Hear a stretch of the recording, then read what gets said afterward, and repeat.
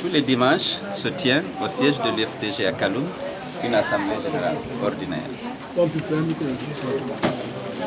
Ce dimanche-là, les responsables du l'UFDG de Kaloum ont décidé d'inviter le président de l'UFDG et ses collègues de l'opposition. Donc nous devrions y aller pour naturellement prendre part à cette assemblée générale ordinaire.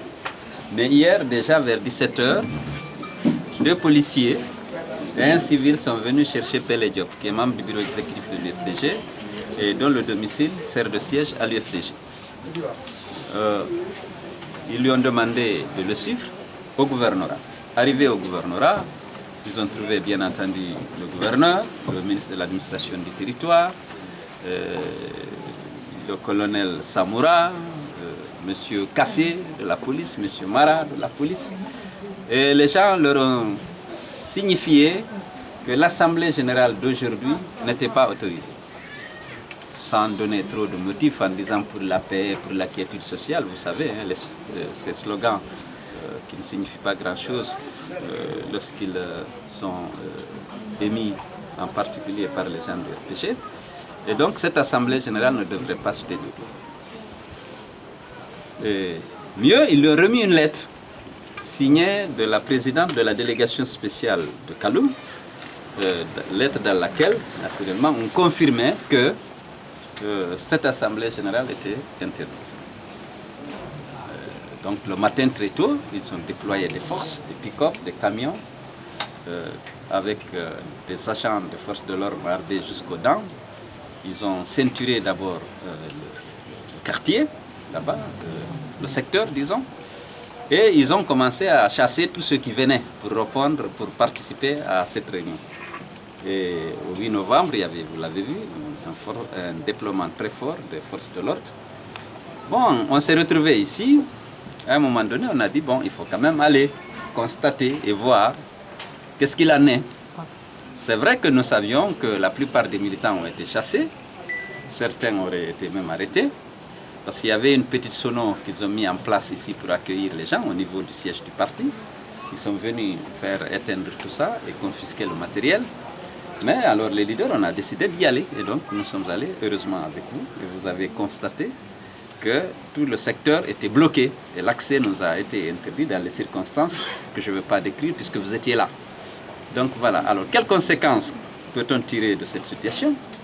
C'est qu'un parti politique, pour organiser aujourd'hui une réunion à son siège, a besoin d'être autorisé de la faire. C'est une restriction de nos libertés, c'est une violation flagrante des dispositions de nos lois. Et on n'a pas l'habitude d'être soumis à de telles contraintes lorsque les partis politiques décident d'organiser des réunions à leur siège respectif. Deuxièmement, il y a une restriction à la liberté de mouvement des leaders. On est habité, on est venu, on nous a dit qu'on ne passe pas. Et en revenant, on voulait ne pas faire le sens interdit. Là aussi, ils nous ont bloqués. Ils ont dit qu'on ne peut même pas passer par la ville.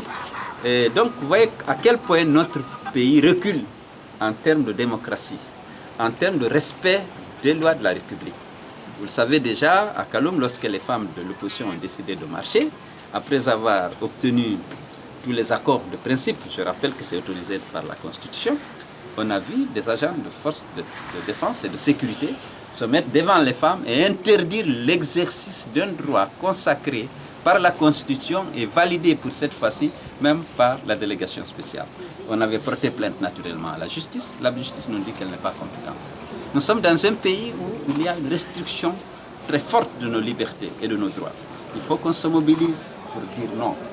On ne peut pas continuer à nous accommoder de ces violations flagrantes de nos droits et des dispositions légales.